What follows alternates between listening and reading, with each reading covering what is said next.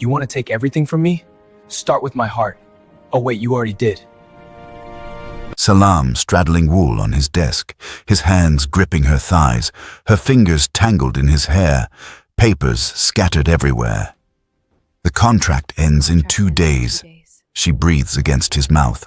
I know, he groans, pulling her closer. His tattooed hands slide under her blouse. So this ends? Yes, but neither of them moves apart.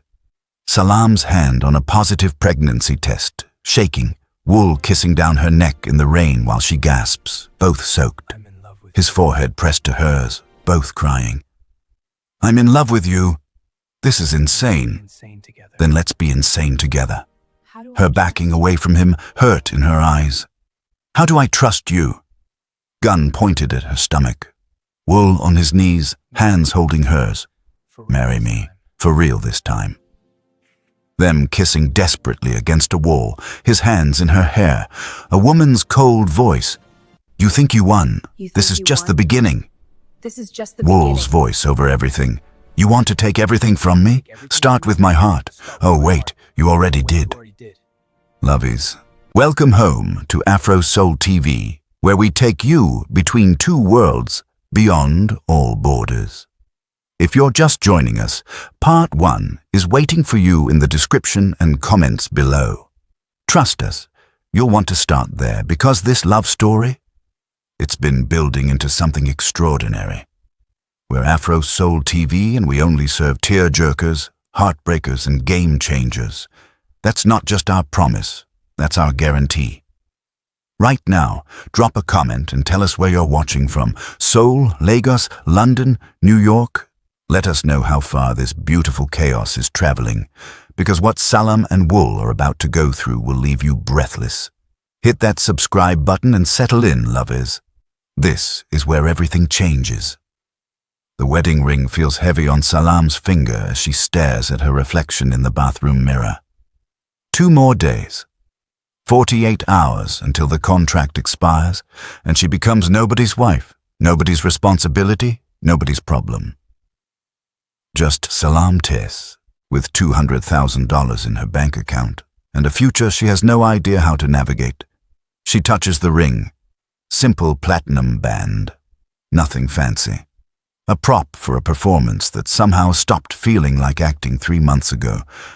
The penthouse is quiet. Too quiet. Wool's been avoiding her since Trevor's hospital visit 4 days ago, since those threats about her family, since everything got too real and too complicated. They've barely spoken, barely looked at each other, and the silence is worse than any argument. She needs air, needs to stop thinking, needs to stop remembering how his hands felt on her waist last week when he caught her from falling. How he didn't let go right away, how neither of them moved for 10 seconds that felt like forever. Salam leaves the bathroom, barefoot, wearing nothing but one of Wool's shirts that hits mid-thigh. She took it from his laundry 3 weeks ago. He hasn't asked for it back. She's not sure he's noticed. Or maybe he has and doesn't know what to say about his fake wife sleeping in his clothes. The hallway is dark except for a sliver of light coming from his office. She should go back to her room, should let him have his space, should remember this is temporary, business, nothing real. She walks toward the light instead. The office doors cracked open. Wool is at his desk, glass of whiskey catching the lamplight, staring at documents he's not really reading. His shirt is unbuttoned at the collar, sleeves rolled up, exposing the ink that covers his forearms. Dragon scales winding up his left arm. Tiger stripes on his right. Korean characters she's been too afraid to ask him to translate. He looks exhausted, devastated. Alone. She should leave. She pushes the door open instead. He doesn't look up. Can't sleep. Can you? Haven't been sleeping much lately. Salam steps inside, closes the door behind her. The click feels significant somehow. We need to talk about what happens after. There's nothing to talk about. His voice is flat. Dead. Contract ends. You get your money. You leave. Just like that. Just like that. But his jaw clenches. His hand tightens around the glass. She moves closer, her bare feet silent on the hardwood. You've been avoiding me for 4 days, Wool. I've been busy. Liar. That gets his attention. He finally looks up, and the hunger in his eyes nearly stops her heart. It's there for just a second before he buries it, but she saw it. She felt it across the room like a physical touch. Don't do this, Salam. Do what? Have a conversation. We're adults. We can talk about the fact that in 2 days I'm walking out of here and we're pretending none of this happened. That was the agreement. I'm tired of pretending this is just business. The words surprise both of them. He stands abruptly, chair scraping, puts distance between them. It is business. You needed protection. I needed... He stops. What? What did you need? Silence, heavy and loaded. What did you need, Wool? She's not letting this go, not anymore. He drains the whiskey, doesn't answer. Salam walks around the desk. He backs up. She keeps coming. You're doing it again, she says softly. Running. You've been running from me for months. For good reason. What reason? Because... His back hits the wall. Nowhere left to go. Because every time I look at you, I forget this was supposed to be temporary. The confession hangs between them. Raw. Real. What else do you forget? Her voice is barely a whisper now. She's close enough to smell his cologne. Sandalwood and something darker. I forget I paid you. His eyes are locked on hers. I forget we're leaving. I forget every single reason this is wrong. What if I'm forgetting too? Don't. But he doesn't move away. What if when you held me after Trevor called, I felt safer than I've ever felt in my life? She's not touching him, but they're so close she can feel the heat coming off, his body. What if when you kiss me for the cameras, for the show, for whatever we're pretending it is? What if I stop pretending? Salam. Her name sounds like a prayer, like a curse. What if I told you I don't want the contract to end? His hands are fists at his sides. Fighting something. You don't know what you're saying. Yes, I do. For the first time in 2 years, I know exactly what I'm saying. You were desperate when we met. Terrified. Running. You're not thinking clearly. She grabs his face, forces him to look at her. I'm not desperate anymore. Trevor's locked up. I have money. I have options. I could leave tomorrow and be fine. Her thumb traces his bottom lip. He inhales sharply. And I'm still here. Still wearing your shirts. Still falling asleep wondering what you're doing on the other side of this penthouse. This is a mistake. Then let's make it. She kisses him. For half a second he's frozen. Then he's kissing her back like he's been drowning, and she's oxygen. His hands are in her hair, on her waist, pulling her against him so hard she gasps into his mouth. She fists his shirt, pulls him closer, needs him closer. He tastes like whiskey and want. This isn't like the careful staged kisses for his security cameras. This is messy and desperate and real. His tongue sweeps against hers and her knees actually buckle. He catches her, spins them, lifts her onto his desk. Papers scatter. Neither of them cares. She wraps her legs around his waist, pulls him between her thighs. He groans against her mouth, hands sliding up her bare legs, stopping at the hem of his shirt she's wearing. Salam.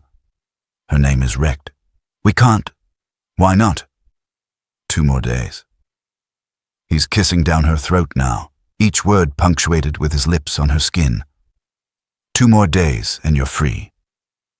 She arches into him. What if I don't want to be free of you? His hands tighten on her thighs. He pulls back just enough to look at her, both of them breathing hard. His hair is messed from her fingers.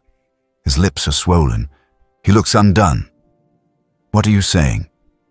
I'm saying the contract was supposed to protect me from Trevor, but somewhere along the way. She touches his face, traces the sharp line of his jaw. It started feeling like more than paper. Salam, when did you know? She asks. When did this stop being fake for you? He closes his eyes.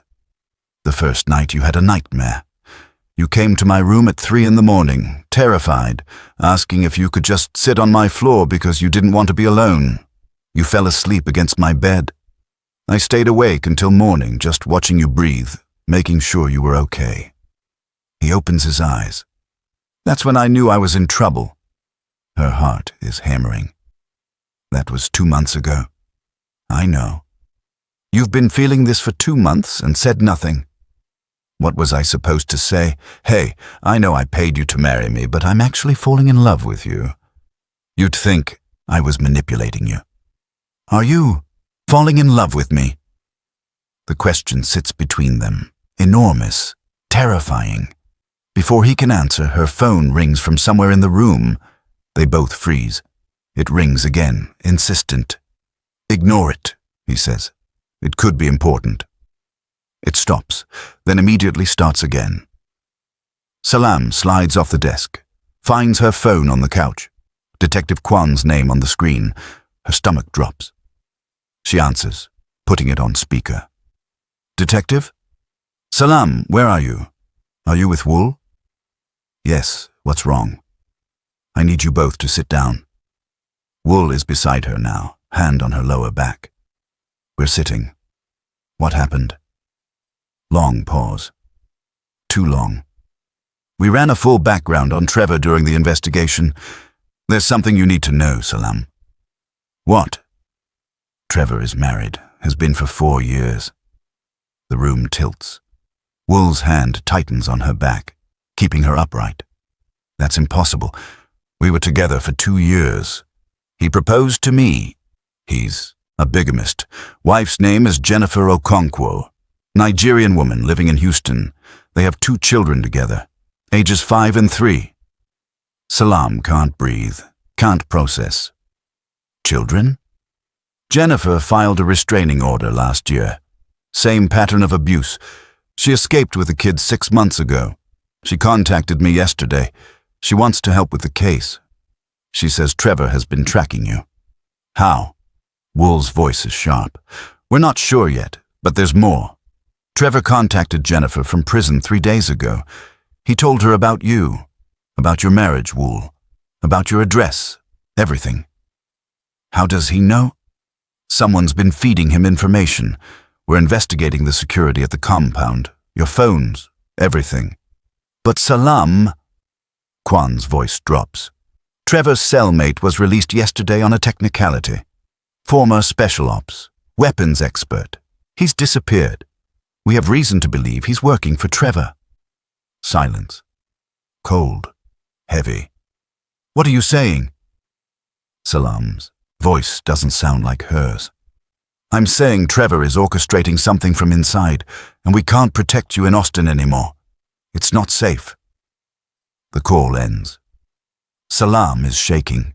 Wool pulls her against him, her back to his chest, arms wrapped around her waist like he can physically hold her together. I have to run again, she whispers. I have to disappear. This is never going to end. No. His voice is steel against her air. We're not running. We're disappearing, but not the way you think. She turns in his arms. What do you mean? Seoul, my family's compound. The security there is military grade. Trevor can't touch you there. Your family doesn't know about me. Not really. They think this is just business. Then I'll tell them the truth. What truth? That you paid me to marry me? That I was running from an abuser? That this whole thing is built on lies? He cups her face with both hands. That I'm in love with you. That's the only truth that matters. The words hit her like lightning. She's crying and doesn't remember when she started. You can't love me. This is just... we barely know each other. I know you hide your fear behind anger because it's safer than letting people see you're terrified. His thumbs wipe her tears. I know you sing in Amharic when you cook and you think no one's listening. I know you take your coffee with too much sugar. I know you dog-ear pages instead of using bookmarks, and it drives you crazy when I use bookmarks because you think I'm judging you. She laughs through tears. You are judging me. Maybe a little. He smiles. Soft. Real. I know you have a scar on your left shoulder from falling out of a tree when you were 8, trying to steal mangoes with your sister. I know you call her every Sunday at exactly 3 o'clock our time. I know you're terrified of thunderstorms, but you pretend you're not. I know you, Salam, and I love what I know. This is insane. I know. We've only been married 6 months, and it's not even real. It feels real to me. Everything is falling apart. Then let it fall. He presses his forehead to hers. Let it all burn down. I don't care about the contract. I don't care about the money. I care about you. So if Seoul is where you're safe, then that's where we go. Together. Together, she repeats, testing the word. Unless you don't want. She kisses him. Slow this time. Deep. Trying to pour everything she's feeling into it because words feel impossible. His arms tighten around her, lifting her slightly off the ground. She makes a sound against his mouth that's half sob, half laugh. When they break apart, both breathless, she says, I need to tell you something. Anything. Yesterday She stops. How does she say this? I found something in the bathroom. His brow furrows. What? A pregnancy test. Still in the box. Recent purchase. His face goes carefully blank. That's not. I took it. Everything stops. The air, the world, time itself. You took it. She nods. And? From her pocket, she pulls out the test. 2 pink lines, unmistakable. He stares at it, at her, back at it. You're pregnant. Yes. With my baby. Yes. Silence. Enormous. Suffocating. How long have you known? About 12 hours longer than you. His hands are shaking as he takes the test from her. Studies it like it might change if he looks hard enough. This changes. Everything. I know. No. He looks up. It doesn't change how I feel about you. It doesn't change the fact that I want you to stay. If anything. He stops. Starts again. Salam, I know this wasn't planned. I know this complicates everything, but I'm terrified. The words burst out of her. I'm pregnant with your baby and we're not really married, and Trevor is out there and we're about to run to another country, and I don't know what I'm doing. He pulls her against him. I'm terrified too. You are. I'm petrified. But Salam, he tilts her face up. I want this. However it comes. I want you. I want our baby. I want messy and complicated and real. You want a baby? I want you. And you come with a baby now, so yes, I want that too. She's crying again. This is insane.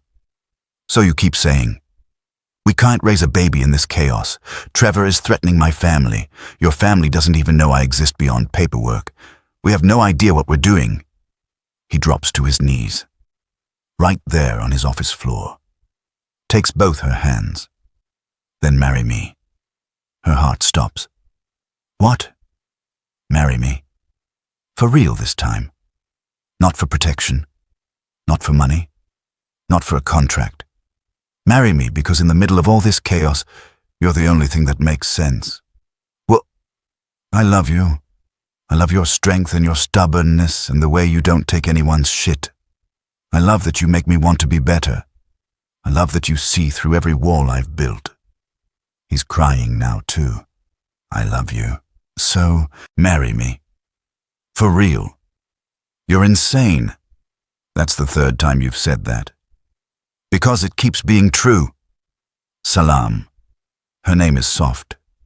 Pleading. Will you marry me? She looks down at him.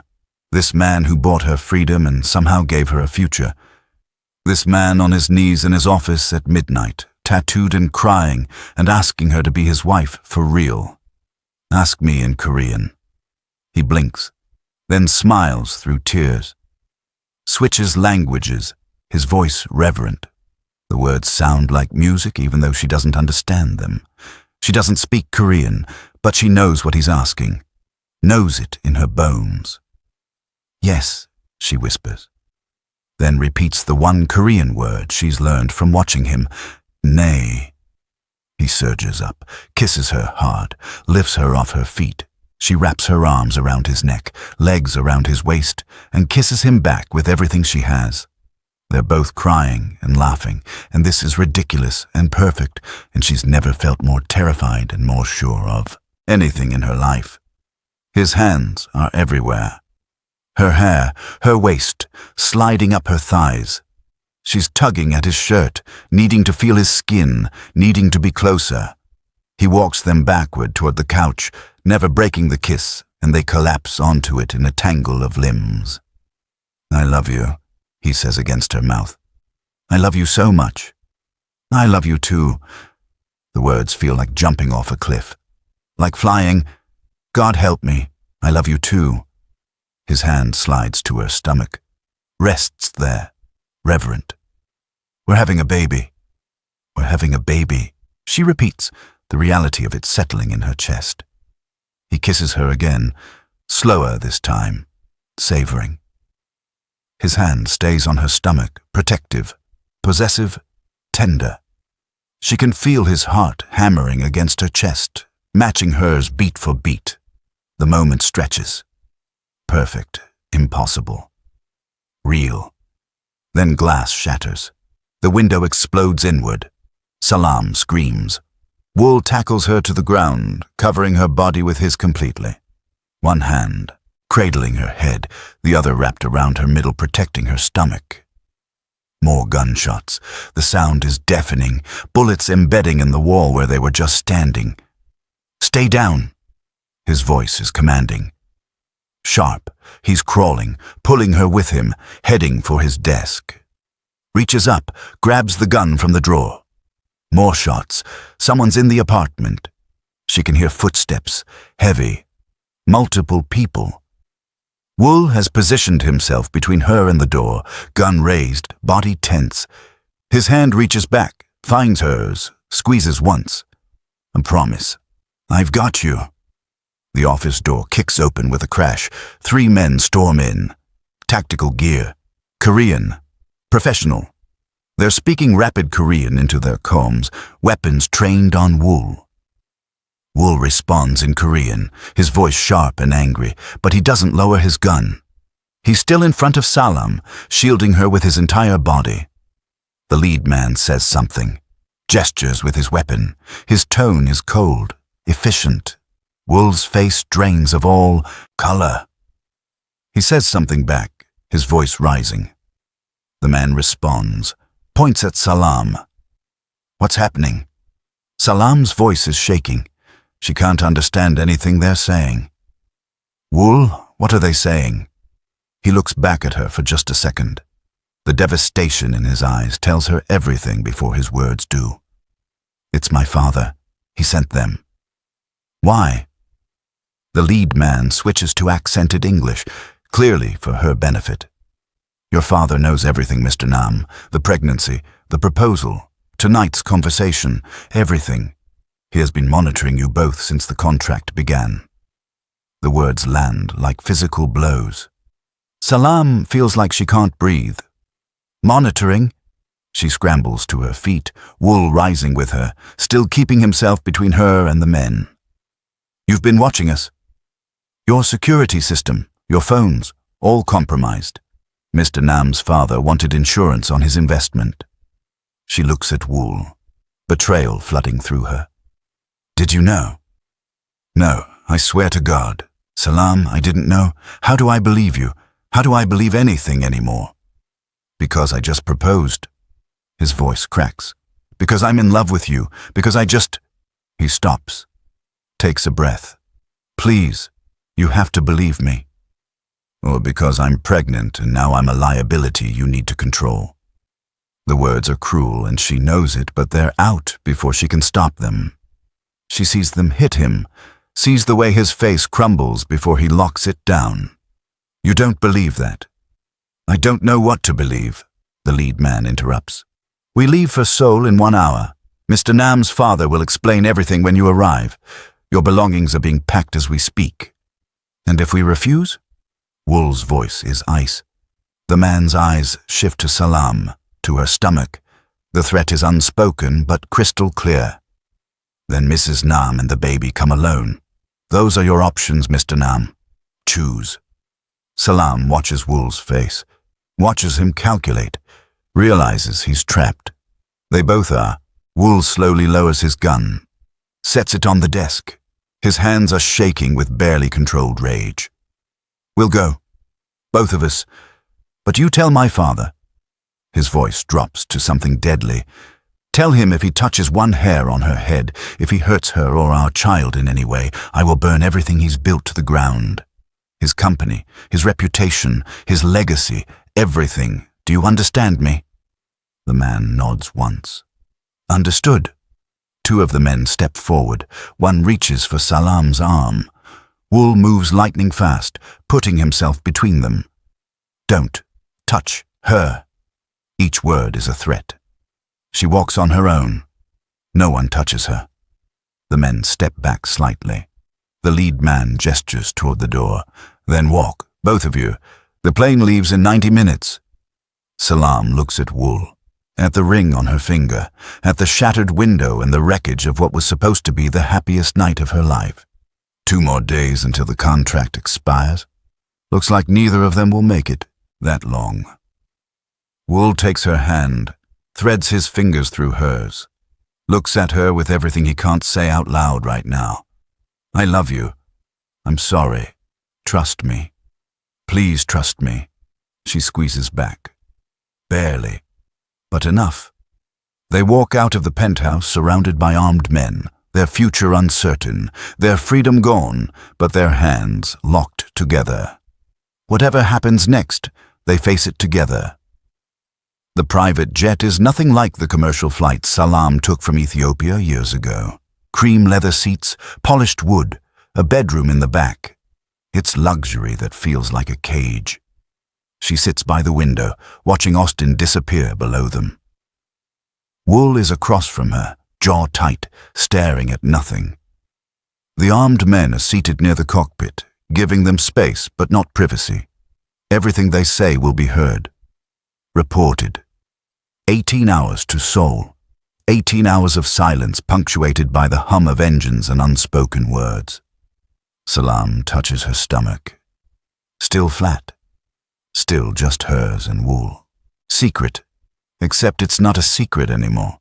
His father knows. Has known. Has been watching them this entire time. She feels violated, exposed. Every intimate moment, every whispered conversation, every kiss, all of it watched, recorded, used. You should eat something. Wool's voice breaks the silence. He hasn't looked at her since they boarded. I'm not hungry. The baby. Don't. Her voice is sharper than she intends. Don't talk about the baby right now. He flinches, nods, goes back to staring at nothing. The hours crawl. Salam tries to sleep but can't. Every time she closes her eyes, she sees the gun pointed at her. Hears the lead man's voice. Then Mrs. Nam and the baby come alone. She's a hostage. They both are. Somewhere over the Pacific, Wool moves to sit beside her. Doesn't speak, just sits. His thigh presses against hers. The contact is warm, grounding. I didn't know, he says quietly. So quietly the men up front can't hear. About the surveillance. I swear on everything, Salam. I didn't know. She wants to believe him. God, she wants to believe him. Your father has been watching us for 6 months. 6 months, Wool. And you never suspected? Never wondered how he always seemed to know things? I thought he had people reporting to him. Not... He stops, runs his hand through his hair. Not this. Never this. What else don't you know about him? The question hangs heavy. I don't know, he admits, and that terrifies me. They land in Seoul as dawn breaks.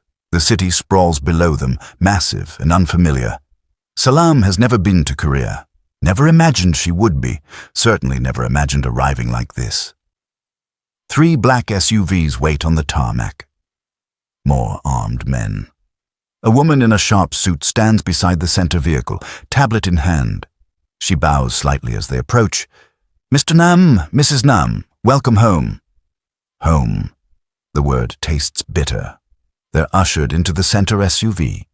Wool's hand finds hers in the back seat. She lets him hold it, but doesn't squeeze back. Can't. Not yet. The drive takes 40 minutes. Out of the city, into the countryside, hills and traditional architecture mixed with modern security, high walls, cameras everywhere, armed guards at checkpoints. The compound is enormous. Traditional Korean estate meets fortress.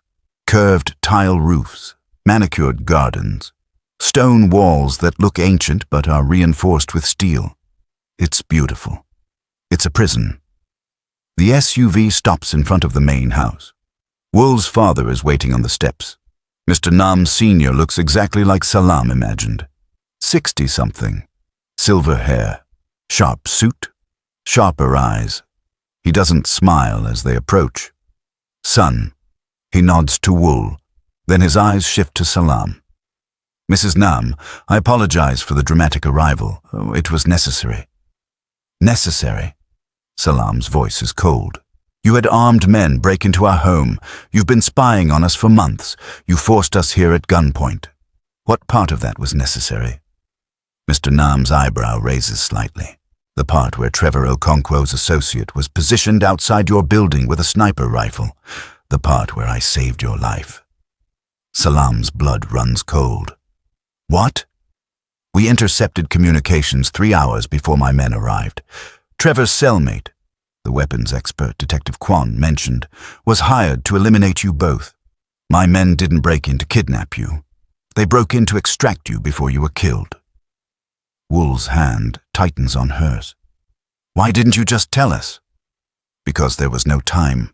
And because—" Mr. Nam's eyes shift between them. "Because I needed to see if my son would protect what matters most, even against me.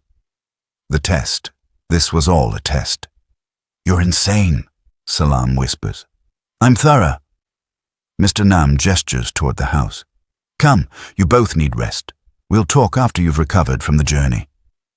"We'll talk now," Wool says. His voice has that edge Salam recognizes.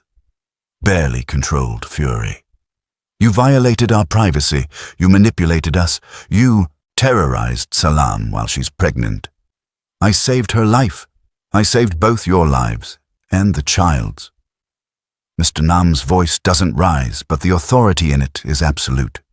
"You can hate me later. For now, you will rest. That's not a request." He turns and walks into the house. Wool looks at Salam. "I'm sorry. Stop apologizing for him." "I'm not. I'm apologizing for bringing you into this family." A woman appears in the doorway. Younger than Mr. Nam, maybe late 50s. Traditional hanbok in deep blue. Hair perfectly arranged. Her face is beautiful, but cold. Wool tenses immediately. "Mother." So this is Mrs. Nam. She studies Salam with the same clinical detachment someone might study an insect. "So you're the woman my son married for money." The words are precise. Cutting.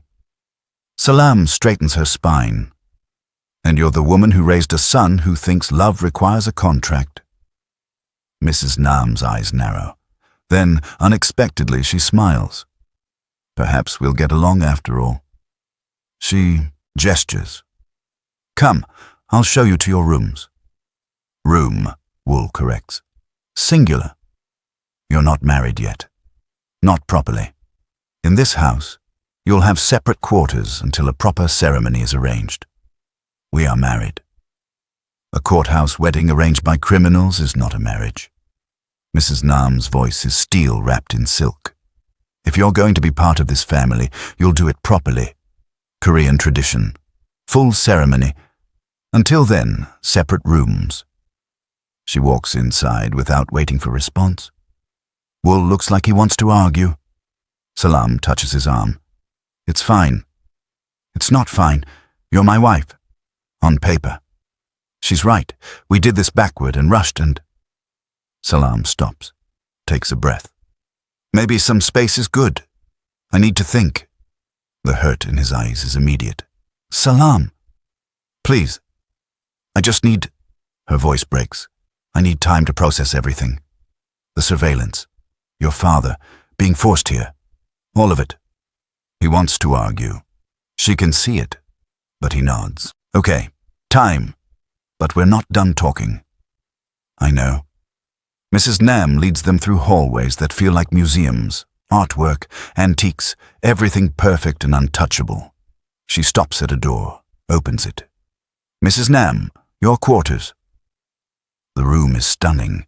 Traditional Korean design mixed with modern comfort. Enormous bed. Private bathroom. Windows overlooking the gardens. It's more beautiful than anywhere Salam has ever stayed. It feels like a cell. My son's room is in the east wing, opposite side of the compound. Mrs. Nam's smile is sharp. To prevent temptation. Mother, Wool starts. Breakfast is at 7. You'll both attend. Dress appropriately. She looks at Salam. I'll have clothes sent up. You can't wear his shirts here. She knows. Of course she knows. She's been watching too. Mrs. Nam leaves. Wool lingers in the doorway. I can stay. I don't care what she says. Go. Salam is exhausted. Emotionally. Physically. I'll see you at breakfast. Salam, please. Wool. Just go. He looks like she's ripped his heart out, but he nods.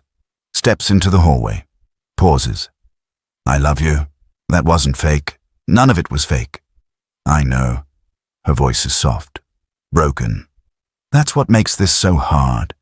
He leaves. The door closes. Salam is alone. She walks to the window. The gardens below are perfect, manicured, controlled, just like everything else in this place. She touches her stomach. What did I get us into, little one? A knock at the door. Salam turns. Come in. A young woman enters. Early 20s. Dyed blonde hair. Multiple piercings. Ripped jeans and a leather jacket. She looks completely out of place in this traditional house. You must be the wife. The woman's English is perfect but accented. I'm Hyun, Wool's sister, the family disappointment. Salam blinks. He never mentioned a sister. He wouldn't. We don't exactly get along with the parents. Hyun flops onto the bed uninvited. So, you're pregnant with my niece or nephew. That's fun. How do you... Please. Nothing happens in this house without everyone knowing. The walls have ears, literally. She points to the ceiling. Cameras and mics everywhere. Smile. You're on surveillance. Salam's stomach drops. Everywhere. Living room, hallways, gardens. Not the bedrooms or bathrooms. Father isn't a complete monster. But yeah, basically everywhere else. Hyun sits up. Word of advice. If you want to have a private conversation, do it in the shower with the water running. It's the only place they can't hear you. Why are you telling me this? Because my brother actually looks happy for the first time in years, and Mother is already planning ways to destroy that. Someone needs to be on your side. Hyun stands. Also, breakfast tomorrow is going to be hell. Mother will interrogate you. Father will test you. Just survive it and don't let them see you cry. They smell weakness like sharks smell blood. Comforting. I'm not here to comfort you. I'm here to help you survive. Hyun heads for the door. Pauses. For what it's worth. I'm glad he found you. He's been dead inside for years. You brought him back to life. She leaves before Salam can respond. Salam sits on the bed. Everything is too much, too fast, too overwhelming. Her phone buzzes. Text from unknown number. Don't trust anyone in that house, not even Wool. His family has secrets that will destroy you both. JJ Jennifer. Another text. I'm in Seoul. We need to meet. Tomorrow. Alone. I'll contact you with location. Delete these messages. Salam stares at the texts. Deletes them, looks up at where Hyun pointed. Cameras everywhere. She's trapped in a house full of people who know everything about her while she knows nothing about them. And somewhere out there, Trevor is still planning, still hunting. She touches her stomach again. We're going to survive this, I promise. That night, Salam can't sleep. The bed is too big, too empty. She's gotten used to Wool's presence, even when they weren't sharing a bed. Just knowing he was close was enough. Now he's on the opposite side of the compound and she feels untethered. Around 2 a.m. she gives up, wraps herself in the robe that was left for her and steps into the hallway. The house is quiet, dark. She walks toward where she thinks the gardens are, needing air, needing space. She finds a side door, steps outside. The garden is beautiful in the moonlight. Stone paths winding between carefully trimmed trees. A koi pond reflecting stars. It's peaceful, almost enough to forget the walls and cameras and armed guards. Couldn't sleep either. She spins.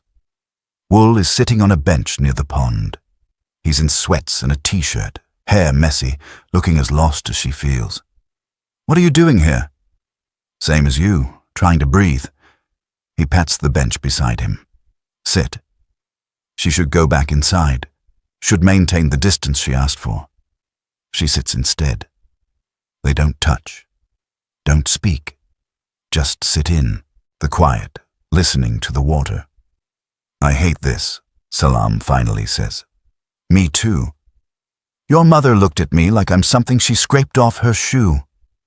She looks at everyone like that. Don't take it personally. How can I not take it personally?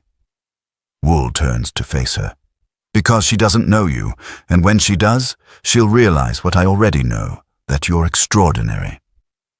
I don't feel extraordinary. I feel trapped. You are trapped. We both are. His hand moves toward hers on the bench. Stops. Can I? She takes his hand, threads their fingers together. The contact feels like coming home. I'm sorry I pushed you away earlier. You don't have to apologize. You're processing. That's fair. It's not fair. You didn't know about the surveillance. I believe you. He looks at her. Really looks. You do? I do.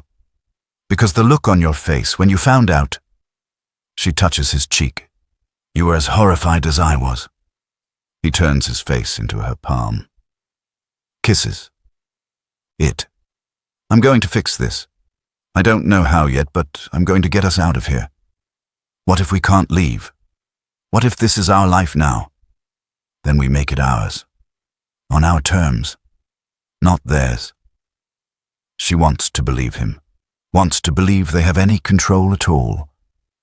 Kiss me, she whispers. The cameras... I don't care. Let them watch. Kiss me. He does. Soft, tender. His hand slides into her hair. She leans into him, needing this, needing him. They break apart reluctantly. Foreheads pressed together. 2 more days, he murmurs. What? The contract. It would have expired in 2 more days.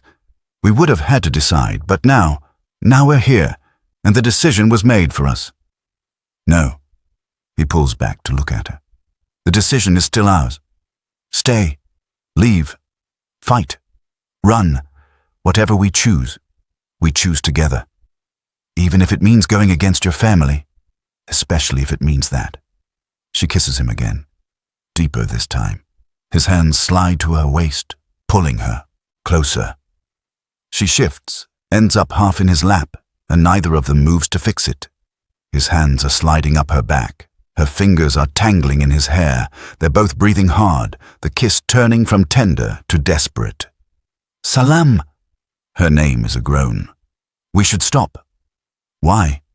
Because if we don't stop now, I'm going to carry you to that pond house over there and... He stops. Swallows hard. And we're being watched. Right, the cameras, She pulls back reluctantly. This is torture. Agreed. He adjusts her robe where it slipped. His hands linger. But soon, once we're properly married in their eyes, they can't keep us apart. How soon? Knowing my mother, she'll want to plan for months, but I'll push for weeks. Days, Salam counters. I want days. He smiles. Really smiles. Days it is. They sit in the garden until almost dawn, hands clasped, heads together, stealing kisses when the need becomes too much. When they finally go back inside, separate doors, separate wings. Salam feels steadier. Whatever comes next, they face together. Breakfast is exactly the hell Hyun predicted. The dining room is formal. Long table, too many place settings, Mr. and Mrs. Nam at the head. Hyun slouched in her chair, looking bored. Wool across from Salam, close enough to see but too far to touch. Mrs. Nam watches Salam like a hawk as she navigates the traditional Korean breakfast. Rice, soup, banchan.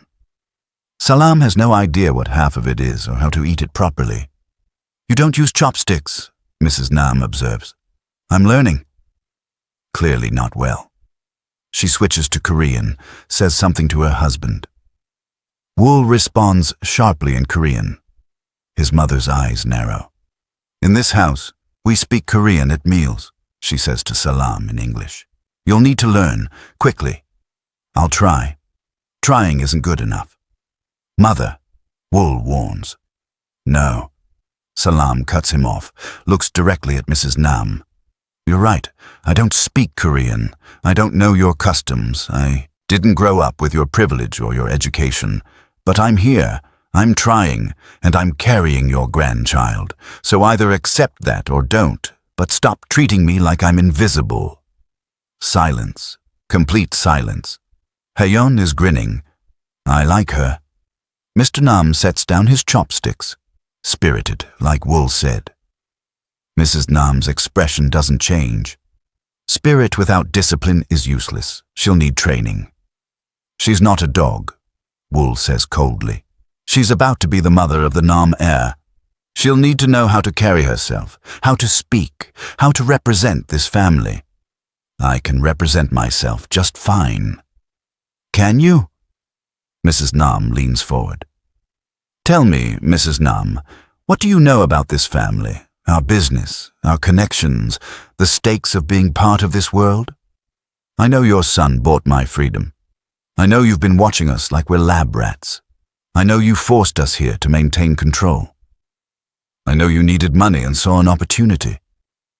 Mrs. Nam's smile is sharp. I know you've convinced my son you're in love with him, but I suspect the moment your contract expires, you'll take your payment and disappear. Mother, Wool is standing now. Would I be here if I wanted to disappear? Salam stays seated, calm. Would I be carrying his child if this was just about money? The child could be anyone's. The accusation hangs in the air. Poisonous. Wool is around the table in seconds. Take that back. I'm simply stating facts. Take it back or I leave. Right now. And I take Salam with me. Mr. Nam finally speaks. Enough, both of you. He looks at his wife. You went too far. I'm protecting our family. You're pushing our son away, again. He turns to Salam. My wife is protective. She has her reasons. But you're right. You're here. You're trying. That counts for something. It's not an apology, but it's something. Mrs. Nam stands abruptly. I'll arrange for Korean lessons and etiquette training. If you're going to be part of this family, you'll do it properly. She leaves. Salam releases a breath she didn't know she was holding. Hyun laughs. Well, that was fun. Same time tomorrow? Mr. Nam also stands. Wool, my office. We need to discuss business. I'm not leaving Salam. She'll be fine. Hyun can show her the compound. He looks at Salam. You're safe here, Mrs. Nam. I promise you that. They leave. Wool throws one last look back at Salam. She nods. Go. I'm fine. She's not fine. But she will be. Hyun links arms with her. Come on, let me give you the real tour, the one they don't show guests. They spend the morning walking the grounds, Hyun pointing out where the cameras are, where the guards patrol the weak points in the security. Why are you showing me this? Salam asks. Because you're going to need to know, eventually. Hyun stops by a back gate. This one leads to the service road. The guards rotate shifts at 6 a.m. and 6 p.m. There's a 7-minute window where it's not actively monitored. Are you helping me plan an escape? I'm giving you options. There's a difference. Hyun's expression turns serious. My brother is happy with you. Genuinely happy. But this family destroys everything good that comes near it.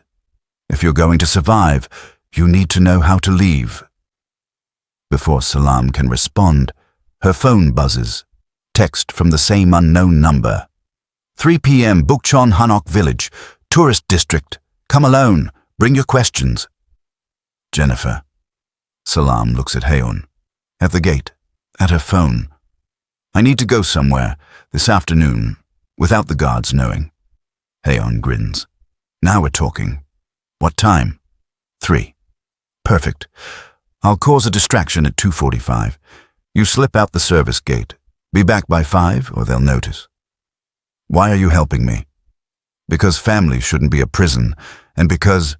Hyun shrugs. Someone helped me once when I needed to escape, paying it forward. At 2:45, Hyun sets off the fire alarm in the east wing. Guards scramble. Salam slips through the service gate. She finds Bukchon Hanok Village easily. Tourist district, traditional houses, crowds, easy to disappear in. Jennifer is waiting at a tea house. Nigerian woman, beautiful, tired eyes, traditional head wrap in bright colors. She gestures to the seat across from her. Mrs. Nam, thank you for coming. Salam opens the envelope. Pages and pages of documentation. Why are you giving this to me? Because Trevor destroyed my life, and now he's trying to destroy yours. I want him stopped, permanently. Jennifer leans forward. But there's something you need to know about Wool's family. What about them? They're not what they seem. Mr. Nam's shipping business. It's a front. He moves cargo, yes, but not all of it is legal. I know, he told me. He told you what he wanted you to know, but did he tell you about the trafficking connections? Did he tell you that 3 years ago a shipment went wrong and 17 women died? Did he tell you that one of those women was Wool's fiancée? The world tilts. What? Wool was engaged. 3 years ago. Ethiopian woman named Seolgi. She was caught in a trafficking ring. Wool tried to save her. His father's company was involved in the logistics. She died before he could reach her. He's blamed his father ever since. Salam can't breathe. He never told me. Because you look like her, Ethiopian, desperate, running. You're her second chance, the one he couldn't save. Jennifer's eyes are kind but firm. I'm not saying he doesn't love you. I think he does. But you need to know why. You need to know what you represent to him. You're saying I'm a replacement. I'm saying you're a ghost made flesh. And when the ghosts we're chasing become real people, things get complicated. Salam stands. The room is spinning. I need to go. Wait. There's more. About Trevor. I can't. Not right now. She leaves the tea house, walks through the streets, doesn't see the traditional houses or the tourists or the beauty, only sees Wool's face, his proposal. I love you. I love you, I love you. But does he love her? Or does he love the idea of saving what he couldn't save before? She makes it back to the compound at 4:53. 7 minutes to spare. Wool finds her in the garden an hour later. Where were you? I've been looking everywhere. Walking, thinking. About? She turns to face him. Tell me about Seolgi. The color drains from his face. How do you... Tell me. Long silence. Then, she was my fiancée. 3 years ago. She died because I couldn't save her. And I look like her? No, you... He stops. Similar features, Ethiopian, but you're not her. Am I not? Or am I just your second chance to be the hero? Salam, that's not... Is it true? Did she die because of your father's business? Wool closes his eyes. Yes. And you've blamed him ever since? Yes. And when you met me, desperate and running, did you see her? He opens his eyes. The pain in them is answer enough. At first, yes. At first I saw her, and I thought if I could save you, maybe it would matter. Maybe her death wouldn't be meaningless. He steps closer. But Salam, I fell in love with you, not the ghost, not the memory. You. How do I know that? How do I know I'm not just convenient redemption? Because I'm choosing you. His voice rises. Contract or no contract, baby or no baby, even if you were nobody and I owed you nothing, I would still choose you, because you're brave and stubborn and you make me want to be better. Because when I'm with you, I'm not haunted anymore, I'm alive.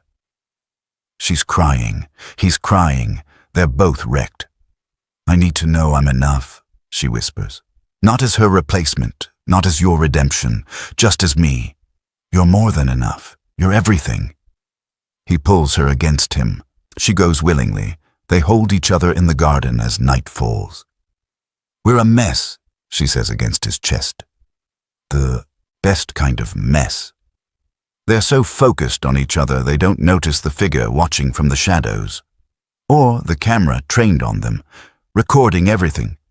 Or the phone in the figure's hand, sending the footage somewhere far away, where Trevor is waiting, watching, planning his next move. 3 days pass in the compound. 3 days of Korean lessons with a stern tutor who corrects every syllable. 3 days of etiquette training with Mrs. Nam watching like a judge at an execution. 3 days of stolen moments with Wool in the garden at night, kissing in the shadows, whispering promises they're not sure they can keep. 3 days of feeling like she's being watched every second. Because she is. Salam is getting dressed when her phone buzzes. Text from Jennifer.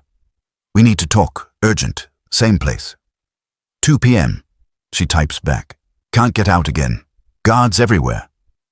Find a way. Trevor made contact. He's coming for you. Soon. Salam's blood runs cold. She deletes the messages immediately. Trevor.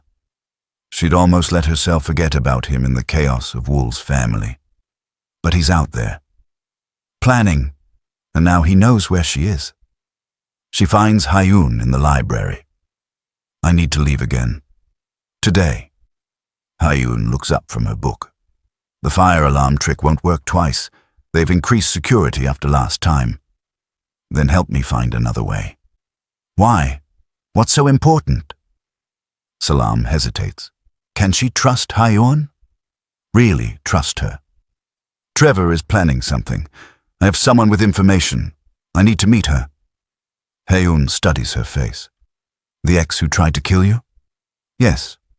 And this person with information? His wife, ex-wife. She's been helping me. Hyun closes her book. Stands. Okay, here's what we do. You tell Mother you want to go shopping. Say you need proper clothes for the wedding preparations. She'll insist on sending guards, but if you complain enough about wanting to feel normal, she might give you 1 guard instead of 6. Lose him in the crowd. Will that work? Probably not, but it's better than nothing. Hyun grins. Unless you want me to drug his coffee? You're joking? Only partially. Salam finds Mrs. Nam in her sitting room. Perfect posture, perfect makeup. Reading documents in Korean. Mrs. Nam, may I speak with you? If you must. She doesn't look up. I'd like to go shopping, for clothes, for the wedding you're planning. That gets her attention. Mrs. Nam sets down her papers. I have a stylist coming next week. She'll handle everything. I'd like to choose some things myself. I know you want me to represent the family properly. I want that too. But I need to feel like myself in whatever I wear. Mrs. Nam studies her. You're asking for freedom. I'm asking to shop for clothes. It's never just about clothes. But something shifts in Mrs. Nam's expression. Almost respect. Fine, you may go. 1 guard, 2 hours. If you're not back by 4, the entire security team will come find you. Thank you. Don't thank me. This is a test. Pass it. Salam leaves before she can change her mind. The guard assigned to her is young, maybe mid-20s, polite but professional. His English is decent. Where would you like to go, Mrs. Nam? Myeongdong shopping district. I heard it's good for clothes. They take one of the black SUVs. The drive is 40 minutes. The guard stays close but not suffocating. He seems almost apologetic about having to follow her. Myeongdong is crowded. Perfect. Salam ducks into stores, trying on clothes, creating distance between her and the guard. In the 3rd store, she slips out the back exit while he's distracted by a saleswoman asking questions in rapid Korean. She runs. 2 blocks. 3. Loses herself in the crowd. Checks her phone for directions to Bukchon Hanok village. 15-minute walk. She makes it in 12. Jennifer is waiting at the same tea house. But she's not alone. There's a man with her. Korean, late 30s, 8. Handsome. Something familiar about him. Salam. This is Detective Kwon, Seoul Police.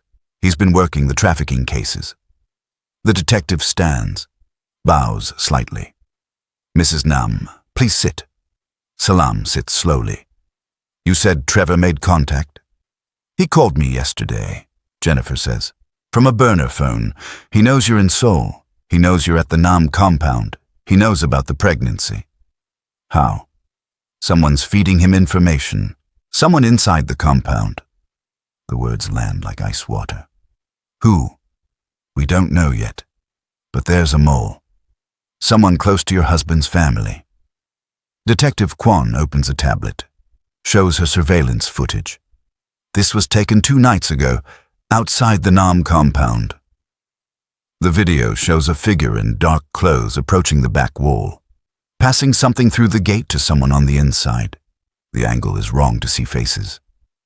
Who is that? We're working on identification, but whatever was passed contained information about you. Your schedule, your movements, your medical records. Salam's hand goes to her stomach. The pregnancy. Trevor knows everything, and he's using it. Jennifer leans forward. He's not just coming for you, Salam. He's coming for the baby. What? He called the baby his. Said you were his wife first. Said he has rights. He's building a custody case.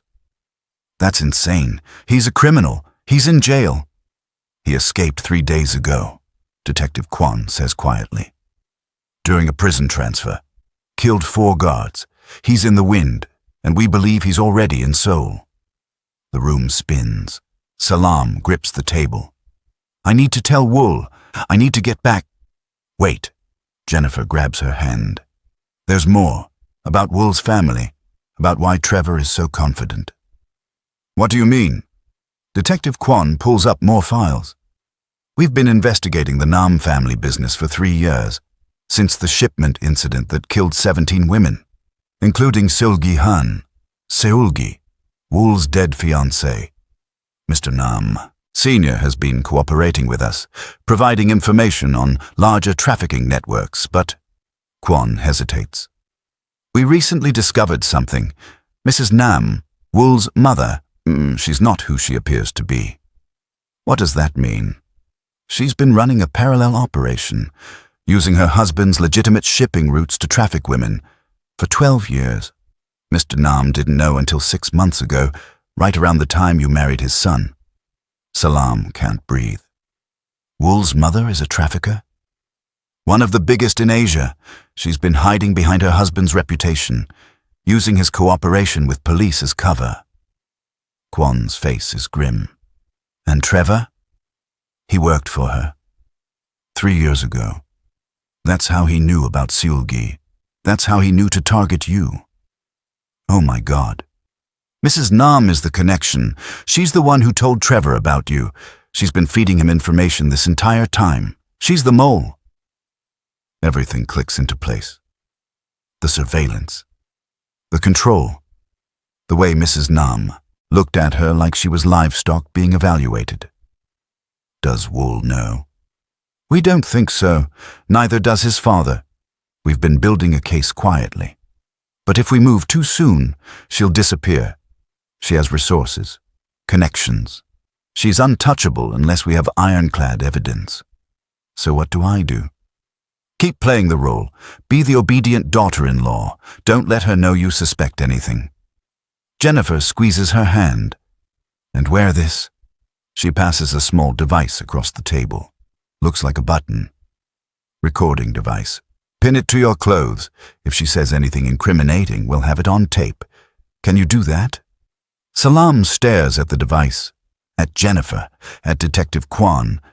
She thinks about Wool, about the baby, about all the women Mrs. Nam has trafficked and destroyed.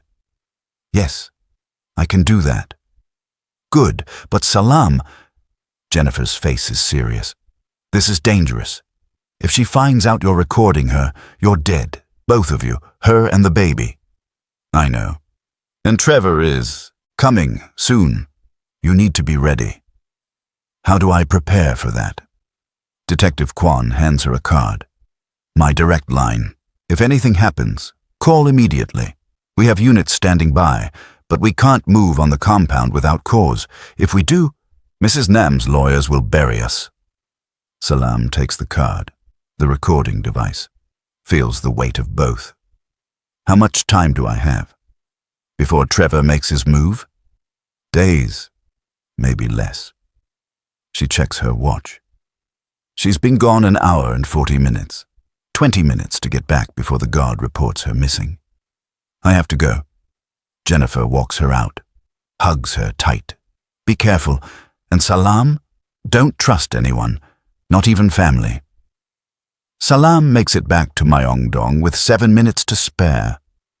Finds the guard frantically searching for her, radio in hand. Mrs. Nam, where were you? I thought... I went to the bathroom, then got lost in the crowds. She holds up shopping bags she grabbed from a random store. Sorry, I should have told you. He looks relieved and suspicious, but nods. We should go back. You're cutting it close. They drive back in silence. Salam clutches the shopping bags. The recording device is in her pocket, burning a hole through fabric and skin. Mrs. Nam is waiting when they return. You're late by 3 minutes. 3 minutes is 3 minutes. She gestures to the bags. Show me what you bought. Salam pulls out random clothes she grabbed. A dress, a blouse. Nothing special. Mrs. Nam examines them with clear disdain.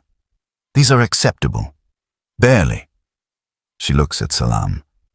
Really looks. You're flushed? Are you feeling well? I'm pregnant. Everything makes me flushed. Mrs. Nam's eyes narrow.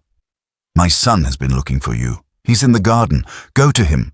And next time you want to leave, ask permission first, not forgiveness after. Salam escapes before Mrs. Nam can ask more questions. She finds Wool by the koi pond. He turns as she approaches, and the relief on his face is immediate. Where were you? I've been worried. She kisses him, hard, desperate, needing to feel something real. He responds immediately, arms wrapping around her, pulling her close. When they break apart, both breathless, he's staring at her with concern. What's wrong? Everything. Nothing, I just... She presses her forehead to his. I needed this. Needed you. His hands slide to her waist. You're shaking. I'm scared. Of what? Everything. Your mother. Trevor. The future. This baby growing inside me while the world falls apart. Of losing this, she says instead. Of losing you. You won't. I promise you won't. Don't make promises you can't keep. Then I'll keep it. Whatever it takes. He cups her face. Talk to me. What happened today? She wants to tell him, wants to say everything. But Detective Kwon's words echo. Don't trust anyone, not even family. What if Wool doesn't believe her? What if he sides with his mother? What if telling him puts him in danger? Nothing happened. I'm just tired and overwhelmed and pregnant and emotional. He doesn't look convinced, but he nods. Okay, but Salam? When you're ready to tell me what's really going on, I'm here. He sees through her. Always has. I know. They sit by the pond, his arm around her shoulders, her hand on her stomach, the sunset painting everything gold and beautiful and temporary. The wedding, Wool says quietly. Mother wants to do it in 2 weeks. Traditional ceremony. Full family. I told her that's too long. We compromised on 10 days. 10 days. Is that too soon? After everything we've been through, nothing is too soon. She looks up at him. I want to marry you. For real. Not because of contracts or babies or families. Because I love you. Even after everything you learned about Seulgi. Especially after that. Because I know you're choosing me. Not her ghost. Me. He kisses her temple. 10 days. Then you're stuck with me forever. I can live with that. They don't see Mrs. Nam watching from a window above. Don't see the phone in her hand.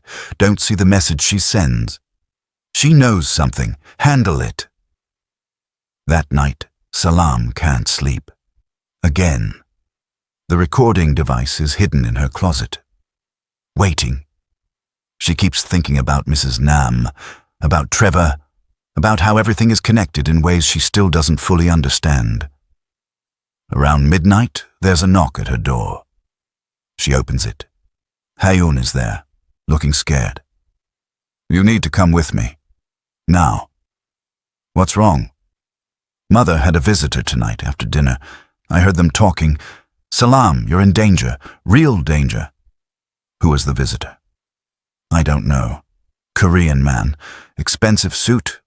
They were speaking in Korean, but I caught some of it.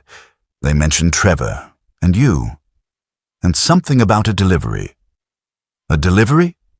I think they're planning to hand you over to Trevor. Tomorrow, during your appointment. What appointment?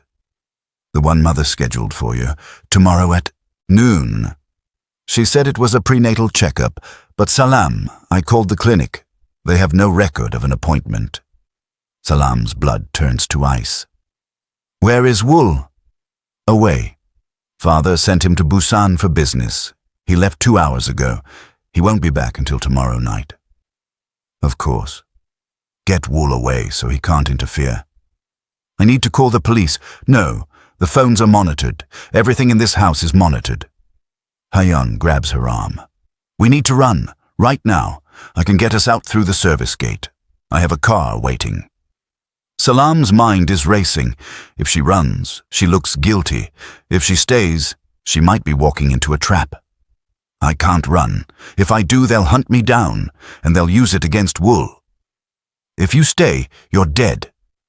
Then I need proof. I need to record Mrs. Nam confessing. Salam makes a decision. Tomorrow morning, before the appointment. I'll confront her, get her talking.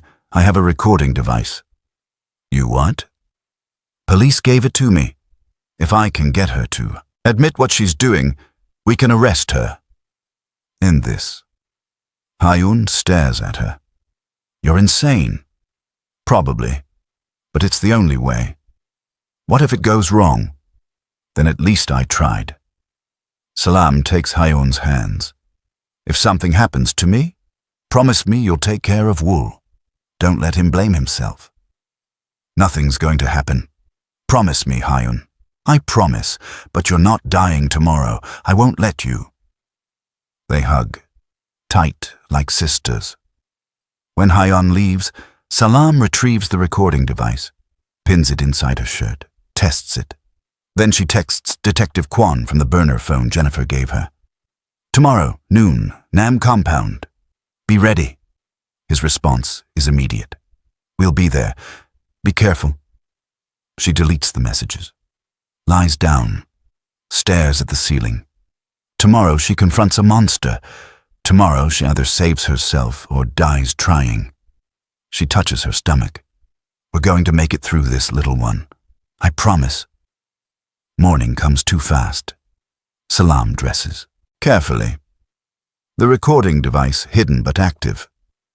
She goes to breakfast like nothing is wrong. Mrs. Nam is already there. Smiling. Cold. Good morning, Salam. Are you ready for your appointment today? I'm looking forward to it. Excellent. We leave at 11:30. Just you and me. Mother and daughter bonding time. The threat is clear, even wrapped in pleasantries. Actually, I wanted to talk to you first, privately. Mrs. Nam's eyes narrow slightly.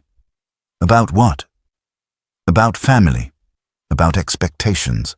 About what it really means to be a Nam. Something flickers across Mrs. Nam's face. Very well. My sitting room. After breakfast. Salam barely eats. Her stomach is in knots. The recording device feels like it weighs 1,000 pounds.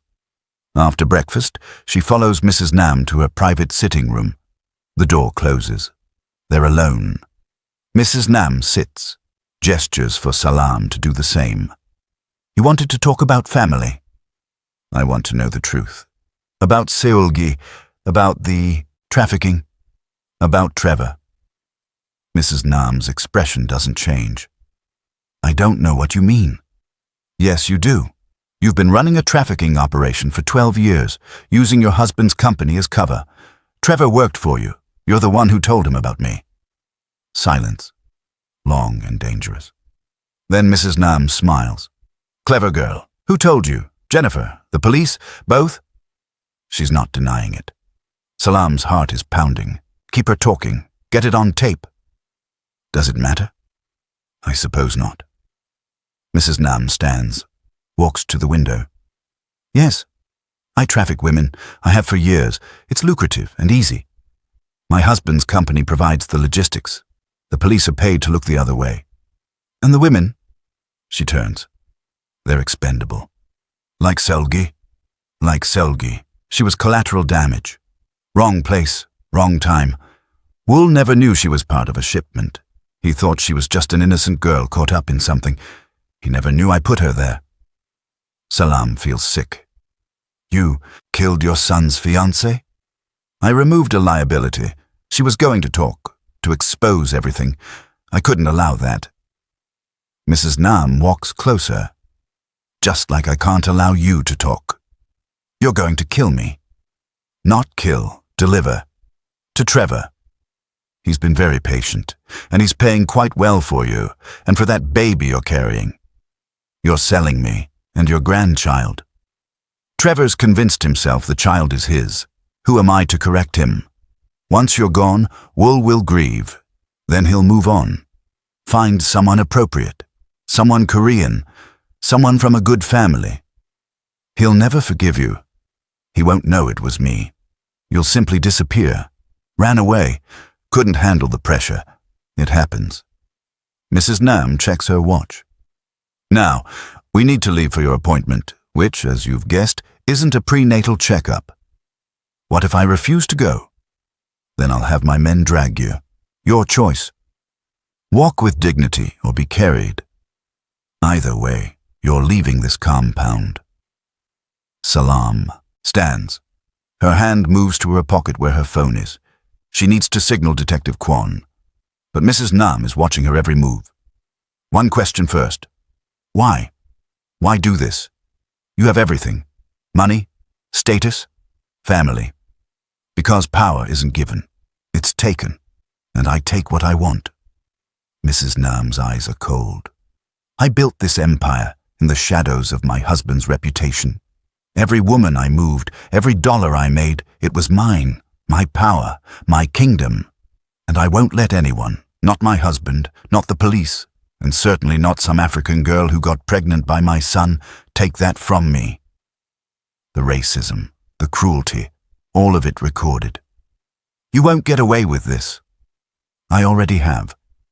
Now, let's go. Mrs. Nam opens the door. 2 guards are waiting outside. The same ones who broke into the Austin penthouse. Escort Mrs. Nam to the car. If she resists, restrain her. Gently. We don't want to damage the merchandise. The guards move toward Salam. She backs up. Her phone is in her hand. She presses the emergency contact. Detective Kwon, one of the guards, sees. Lunges. Knocks the phone from her hand. No phones. Mrs. Nam's orders. They grab her arms. Not gentle. All efficiency. Salam fights, kicks, screams. Hyun! Hyun! A door crashes open. Hyun appears with a baseball bat. Swings at the nearest guard. Connects. He drops. Run, Salam! Salam wrenches free. Runs. Behind her, chaos. Hyun fighting. Mrs. Nam shouting orders. Salam makes it to the main hallway, the front door. She's almost there when someone grabs her from behind. Strong arms, male, dragging her backward. No, let me go, let me go.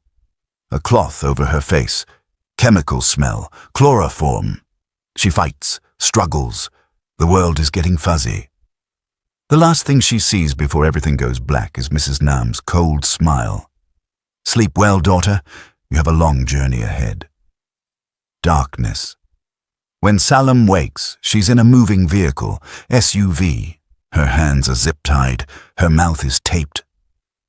She's lying across a back seat. Someone's sitting beside her. She tries to sit up, hands push her back down. Don't move, we're almost there. The voice is Korean, male, one of the guards. She tries to think. The recording device. Is it still there? She can feel it, still pinned inside her shirt. The phone. Did Detective Kwon get her signal? Are police coming? How long has she been unconscious? Minutes? Hours? The SUV stops. Doors open. She's pulled out roughly. They're at a warehouse. Industrial area. Empty. Isolated. She sees other vehicles. Other men. All Korean. All armed. And then she sees him. Trevor. Standing in the center of the warehouse. Smiling that same smile that used to make her freeze in terror. Hello, baby. I told you I'd come for you. She tries to scream through the tape, tries to fight. The guards hold her firm. Trevor walks over, rips the tape off her mouth. She gasps, "Let me go. You can't do this." "I already am." He touches her face. She flinches. "You're mine, Salam. You've always been mine." "And that baby?" He puts his hand on her stomach. "Mine too. It's not your baby, it's Wool's." Details. Trevor shrugs. "Once we're out of Korea, once you're back in my care, we'll sort it all out. Maybe I'll keep the baby. Maybe I won't. Depends on how cooperative you are." "I'll never cooperate with you." "Yes, you will, because if you don't..." He shows her his phone. Photo of Haben, her sister, tied to a chair, terrified. She dies. And then your mother, and then anyone else you've ever loved. Salam's heart stops. "You're lying. She's in protective custody." "Was, not anymore. My friends have friends. She's been relocated. To me." Trevor smiles. "So here's what's going to happen. You're going to get on a plane. You're going to come with me. You're going to be the perfect little wife again. And if you do all that, I'll let your family live." Sound fair? "You're insane." "I'm practical." Salam looks around, looking for escape, for help, for anything. The recording device. Still active, still recording. She needs to keep him talking. Buy time. "Mrs. Nam set this up. She's the one who sold me to you." "I know. We've been working together for months. Why do you think it was so easy to find you?" Trevor laughs. "She hates you. Actually hates you. It was beautiful. She's trafficking women for years. You worked for her." "I still do, and business is good." He checks his watch. "Now, time to go. We have a boat waiting. Private charter. Untraceable. By the time your pretty husband figures out you're gone, we'll be in international waters." He grabs her arm, starts pulling her toward a side door. Salam plants her feet. "No. Yes. I said no. She kicks him, hard, right in the knee. He drops. She runs, makes it 3 steps before guards tackle her. She's screaming, fighting. Trevor limps over, furious. You stupid bitch. He raises his hand to hit her. The warehouse doors explode inward. Police! Nobody! Move! Officers flood in, dozens of them. Korean tactical units, guns raised. Detective Kwon in the lead. Drop your weapons! Hands up! Chaos erupts. Trevor's men try to fight, try to escape. They're overwhelmed in seconds. Trevor still has Salam's arm. Pulls a gun, presses it to her temple. Stay back, I'll kill her. Everyone freezes. Let her go, Trevor. Detective Kwon's voice is calm. Steady. You're surrounded. There's nowhere to run. I'll kill her. I swear to God I'll... No, you won't. A new voice. Female. Cold. Mrs. Nam walks in from a side entrance, flanked by her own guards. Everyone turns. Mrs. Nam? Detective Kwon looks confused.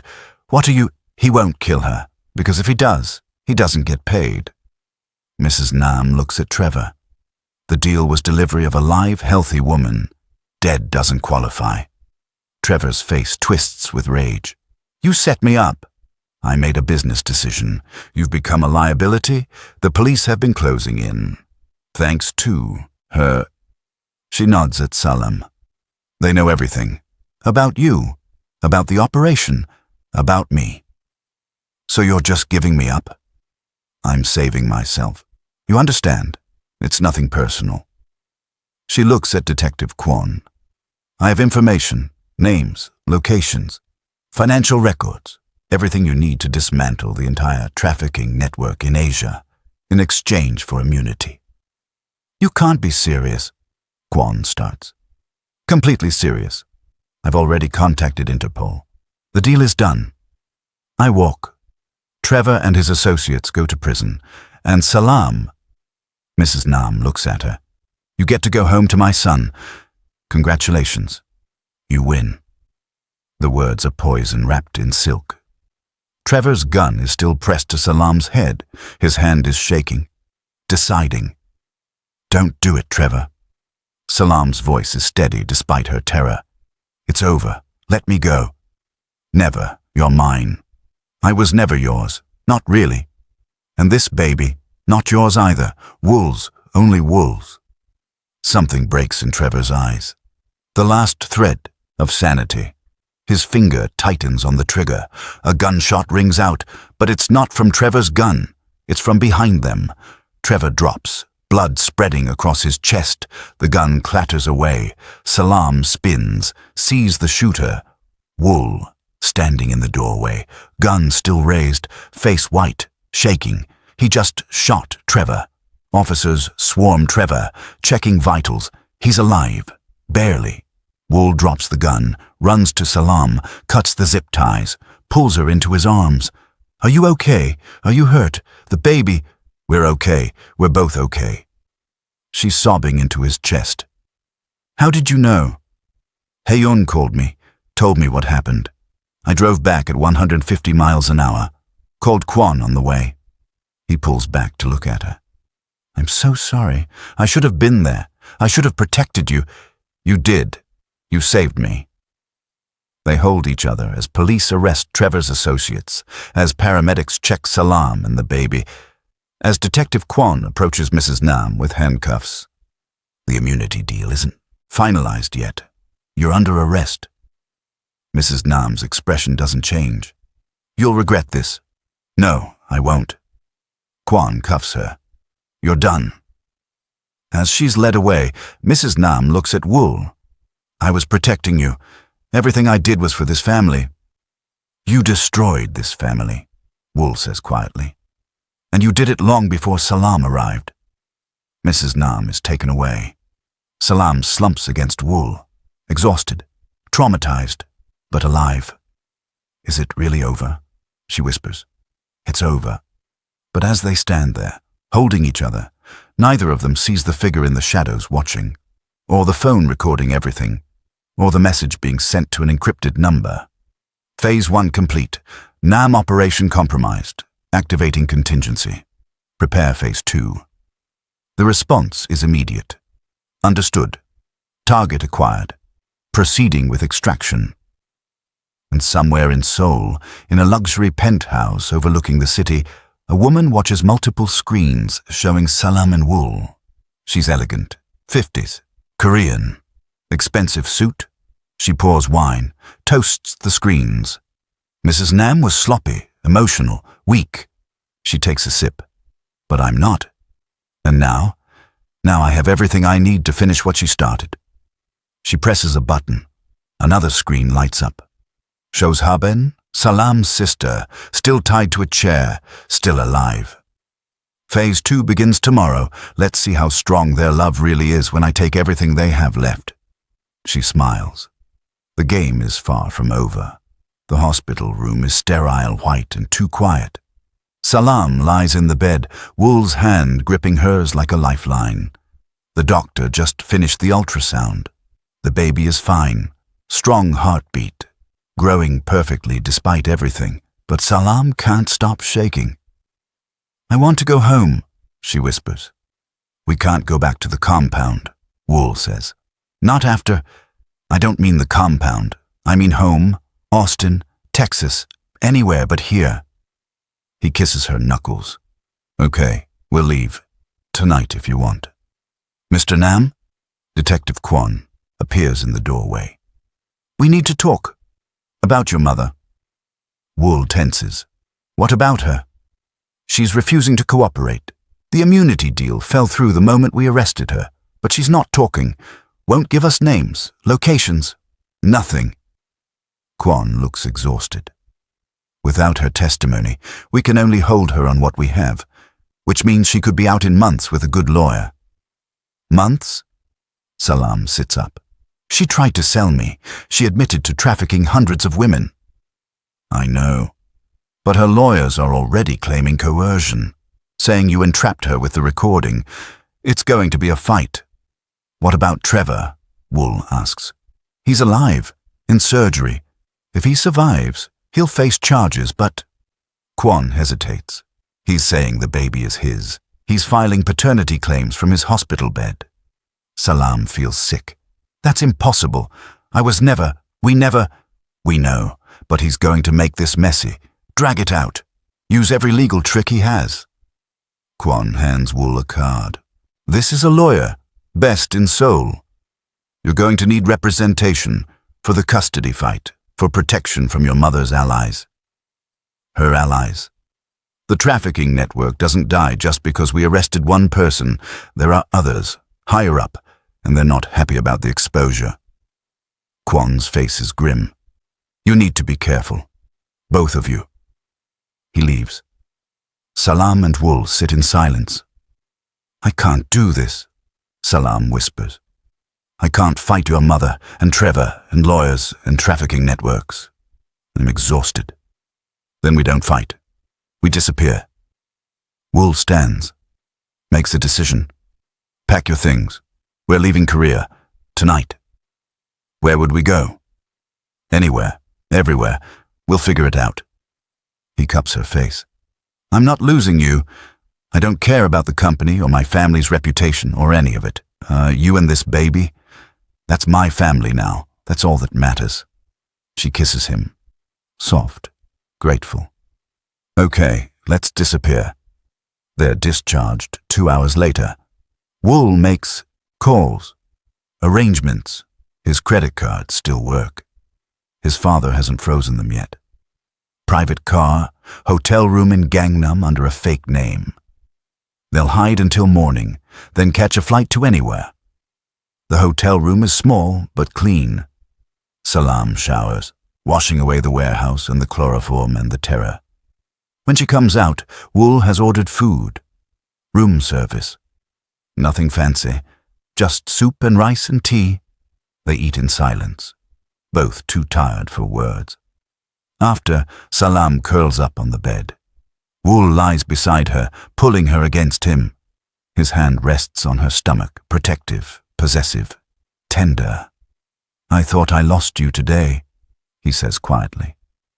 When Hyun called, when she told me what my mother did, I've never driven so fast in my life. You saved me. Barely. If I'd been 5 minutes later, but you weren't. You were exactly on time. She turns to face him. We're okay. Both of us. We survived. This time. But what about next time? What if they come back? What if... She kisses him to stop the spiral.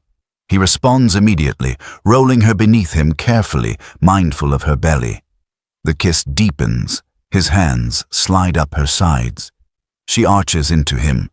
Make love to me, she whispers against his mouth. You're sure? After everything today? Especially after today. I need to feel alive. I need to feel you. I need to forget everything except this. He searches her eyes.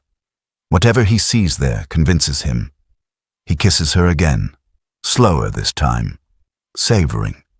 His hands are everywhere, gentle but insistent. She tugs at his shirt, needing skin, needing contact. They make love slowly, carefully, like they're both made of glass. It's different from before, deeper, more raw. Every touch carries weight. Every kiss says things they can't put into words. After, they lie tangled together, sweaty and breathless and safe. I love you, she says, in case I haven't said it enough today.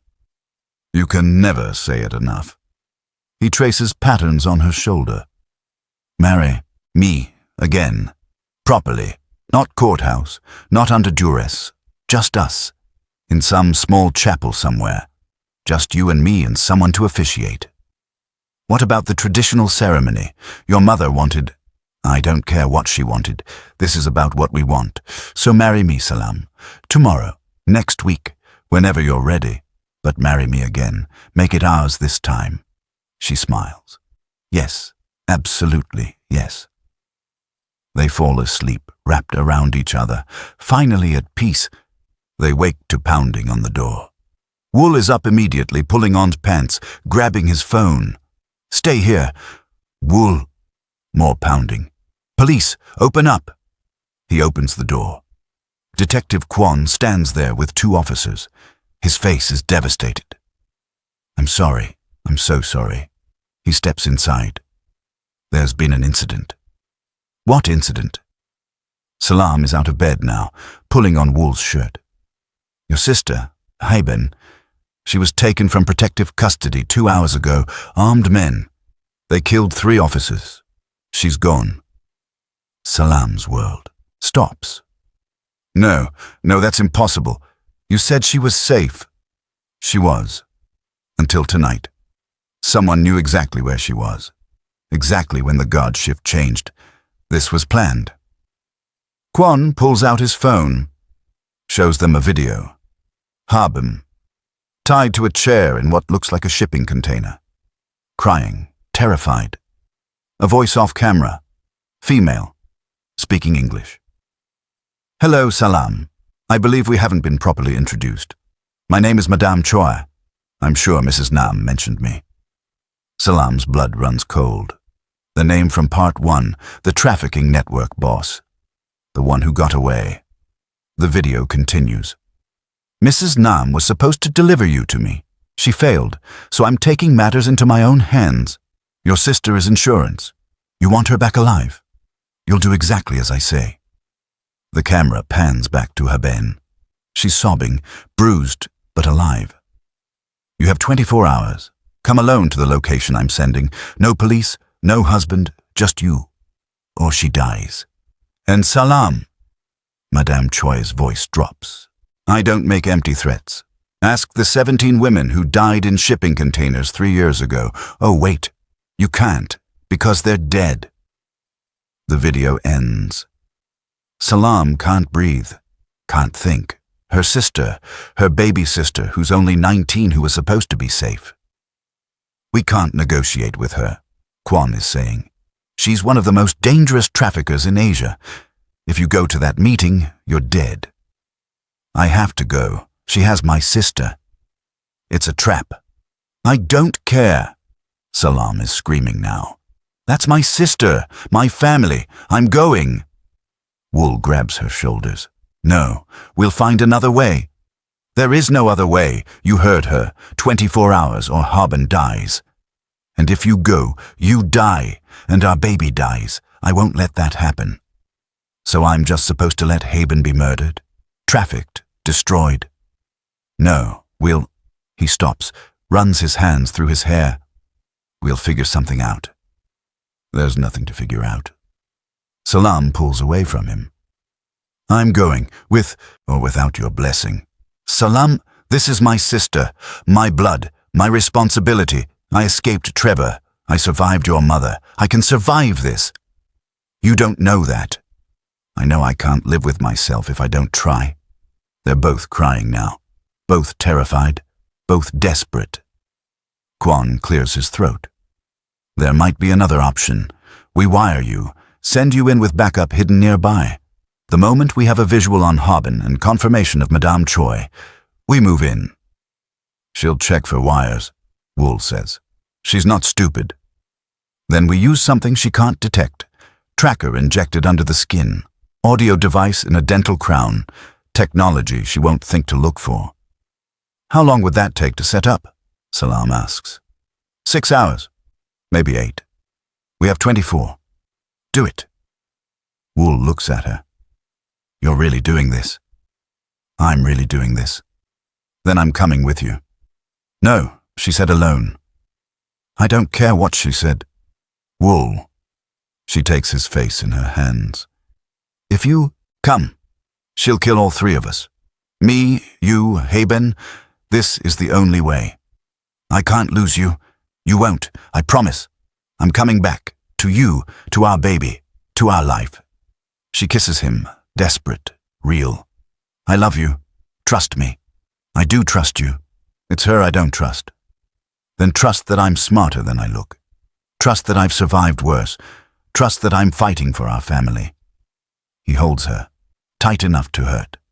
Come back to me. Always. The next 18 hours are preparation. Tracker injected in her arm, so small she can't even feel it. Audio device implanted in a back molar. Backup teams positioned around the meeting location, an abandoned shipyard outside Seoul. Mr. Nam arrives at the police station 4 hours before the meeting. He looks older, broken. I heard what happened. I'm sorry. About your sister. About my wife. About all of it. He looks at Salam. I failed you. Failed my son. Failed every woman my wife destroyed. You did, Salam says. But you're here. Now, that counts for something. I want to help. I have resources. Connections. Tell me what you need. I need you to take care of Wool if this goes wrong. I need you to make sure our baby is safe. I need you to be the father your son deserves. Mr. Nam's eyes fill. I will, I swear it. Wool refuses to leave Salam's side. They spend the final hours before the meeting in a private room.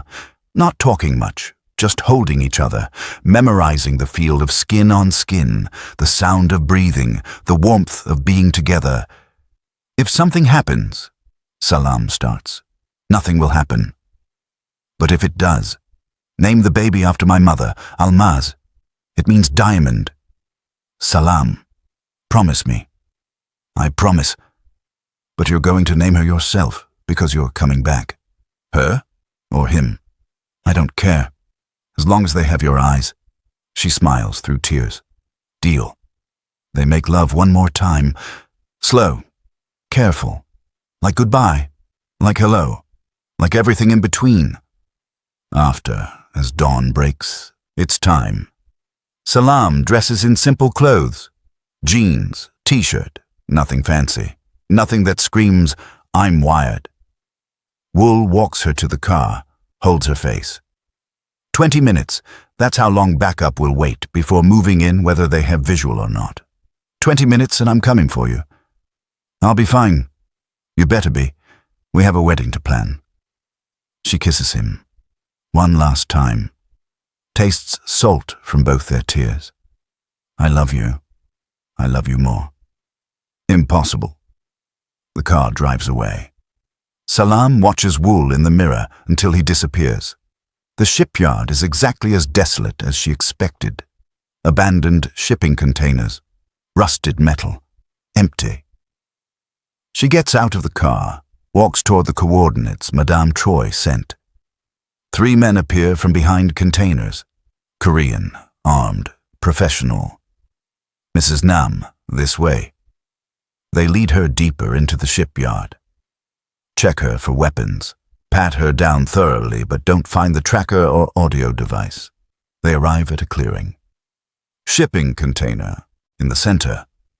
Door open. Madame Choi steps out. She's exactly as Salam imagined. 50s, elegant, expensive suit, cold eyes. She looks like she belongs at a corporate board meeting, not a kidnapping. Salam. Finally, we meet properly. She gestures. Your sister is inside, alive. For now. Let me see her. Of course. Salam enters the container. Harbin is there, tied to a chair, gagged. When she sees Salam, she starts crying harder. I'm here, it's okay. Salam tries to untie her. The guards stop her. Not yet, Madame Choi says from the doorway. First we talk business. There's no business. You want me, you have me. Let her go. It's not that simple. You see, you've become quite valuable. Mrs. Nam was going to sell you to Trevor for 200,000, but I can get much more. Your husband is wealthy. His father is wealthy. They'll pay millions for you. And that baby you're carrying, even more valuable. Rare merchandise. Mixed heritage. Special order. Salam feels sick. You're going to sell my baby. I'm going to sell both of you, separately, to the highest bidders. There's a man in Dubai who's been looking for a pregnant Ethiopian woman for months. And there's a couple in Singapore desperate for a mixed-race infant. Everyone gets what they want. You're a monster. I'm a businesswoman. There's a difference. Madame Choi checks her watch. Your husband and the police are probably planning a rescue as we speak. That's fine. I expected it. In fact, I'm counting on it. What? This isn't about you, Salam. This is about destroying the Nam family. Mrs. Nam failed. Went to prison. But I won't fail. Today I take you. I take your baby when it's born. And I take your husband's sanity when he realizes he couldn't save you. Just like he couldn't save Seulji. The name hits like a slap. You killed Seulji. I gave the order. Mrs. Nam carried it out. Wool has been hunting us for 3 years. Time to put him out of his misery. Salam's mind is racing. 20 minutes. That's all the backup needs. Keep her talking. Why? Why target us specifically? Because the Nam family has been disrupting my operations for years. Mr. Nam's cooperation with police has cost me billions. His wife was useful until she became sloppy. Emotional. And you? Madame Choi smiles. You're the perfect revenge. The woman he loves. The baby he wants. All of it gone. All of it my doing. He'll find me. He won't. By the time police arrive, you'll be on a boat, then a plane, then somewhere they'll never look. You'll disappear, like thousands of women before you. Salam's hand moves subtly to her arm. The tracker, still there, still active. She needs more time. What about my sister? She goes with you, 2 for the price of 1. Buyers love sisters. Matching sets. Harbin is sobbing through the gag. Please, let her go. She's innocent in all this. No one is innocent. Everyone has value. Everyone can be sold. A guard's radio crackles. Korean, urgent. Madame Choi's expression sharpens. They're early. We need to move now. Who's early? Your rescue party. They're breaching the perimeter. She pulls a gun, points it at Haben. Change of plans. We take you now. She dies here. No! Salam lunges. The guards grab her. She's fighting, screaming. The gunshot rings out, but it's not Madame Choi's gun. It's from outside. Chaos erupts. Police flooding the shipyard. Tactical units. Gunfire everywhere. Madame Choi's guards return fire.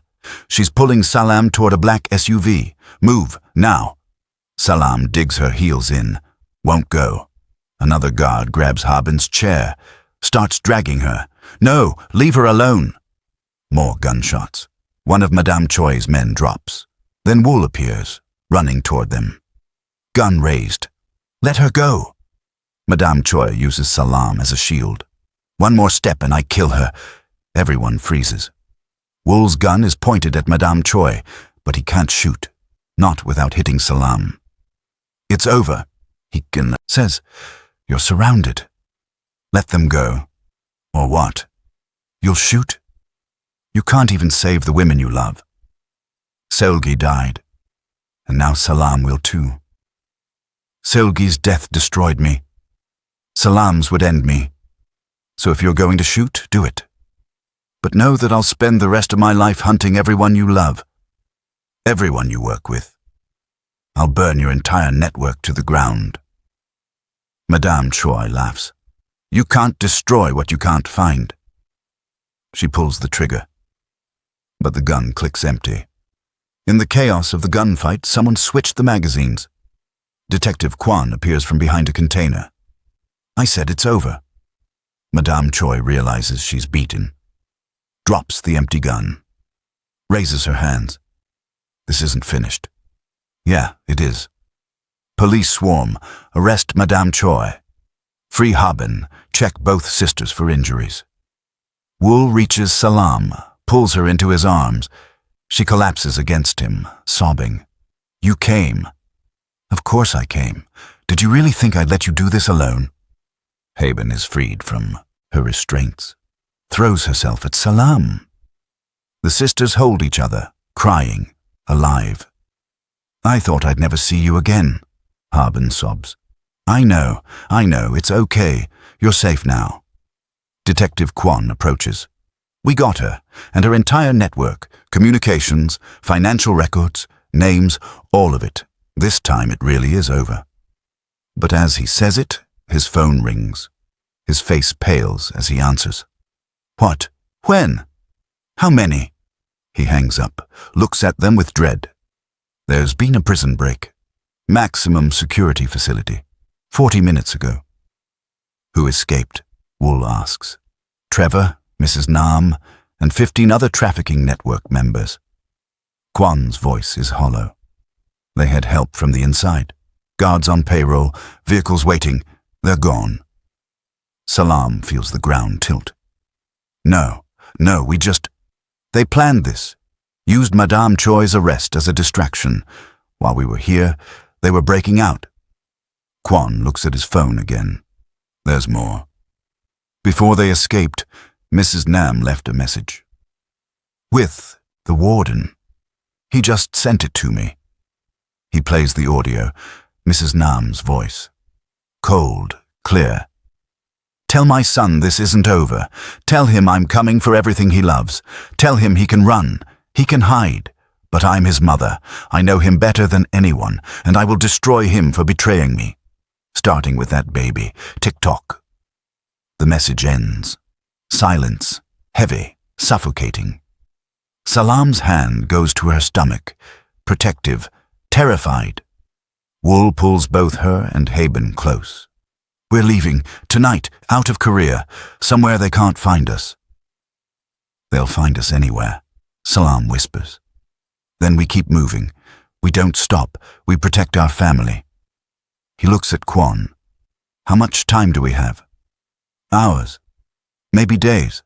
They'll need to regroup. Plan, but... Kwan meets Wool's eyes. They're not going to stop. Either of them. Not until you're dead or they are. Mr. Nam arrives with reinforcements. Private security, ex-military. I'm not losing my son or my family. I have safe houses, resources. We disappear until this is over. It's never going to be over, Salam says. Not really. Then we make it over, permanently. Wool's voice is steel. I'm done running. I'm done being afraid. They want a war? They've got one. Love is, we need to pause right here for a moment. This is Afro Soul TV, where we take you between two worlds, beyond all borders, and right now, You're probably screaming at your screen because yes, we know we're doing it again. We're Afro Soul TV and we only serve tear-jerkers, heartbreakers, and game changers. And you just got all three in one story. Drop a comment right now and tell us where you're watching from because Salam and Wool's story is traveling the world and we need to know how far this beautiful, terrifying love has reached. Are you in Nairobi watching this at 2 a.m.? In Seoul, wondering if that shipyard is real? In London, New York, Toronto, Accra, crying into your phone? Tell us. Let us know. Because part 3 is coming, and lovies, when we say it's going to be explosive, we mean your heart is going to need medical attention. Hit that subscribe button, share this with someone who needs their heart wrecked in the best way. And buckle up, because Mrs. Nam and Trevor are coming for everything, and Salam and Wool, they're about to fight the battle of their lives. 1 week later, undisclosed location, safe house in the mountains. Salam stands at the window watching snow fall. Her stomach is bigger now. 18 weeks. The baby kicks occasionally. Strong, healthy, alive. Wool comes up behind her, wraps his arms around her waist, rests his chin on her shoulder. What are you thinking?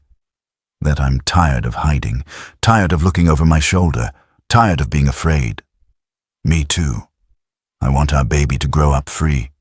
Not in safe houses and security details and constant fear.